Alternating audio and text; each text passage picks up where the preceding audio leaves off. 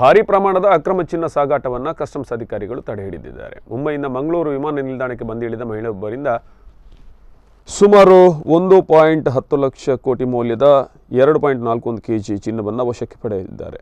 ಕಾಸರಗೋಡಿನ ಮೊಹಮ್ಮದ್ ಅಲಿ ಸಮೀರಾಳನ್ನು ತಪಾಸಣೆ ಮಾಡಲಾಗಿದ್ದು, ಈ ವೇಳೆ ಸ್ಯಾನಿಟರ್ ಪ್ಯಾಡ್ ಒಳ ಉಡುಪಿನಲ್ಲಿ ಅಡಗಿಸಿಡಲಾಗಿದ್ದ ಚಿನ್ನವನ್ನು ವಶಕ್ಕೆ ಪಡೆಯಲಾಗಿದೆ. ಜೊತೆಗೆ ವಿದೇಶಿ ಸಿಗರೆಟ್ಗಳನ್ನು ಕೂಡ ವಶಪಡಿಸಿಕೊಳ್ಳಲಾಗಿದೆ. ಬಹುಶಃ ಒಂದು ತಿಂಗಳ ಅಂತರದಲ್ಲಿ ಇದು 5ನೇ 6ನೇ ಪ್ರಕರಣ ಅಂತ ಅನಿಸ್ತದೆ. ಯಾಕೆ ಮಂಗಳೂರು ವಿಮಾನ ನಿಲ್ದಾಣದ ಮೂಲಕ ಇವಿಷ್ಟು ಚಿನ್ನದ ಅಕ್ರಮ ಸಾಗಾಟ ನಡೀತಾ ಅನ್ನೋದೇ ಬಹಳ ಪ್ರಶ್ನೆಯಾಗಿದೆ.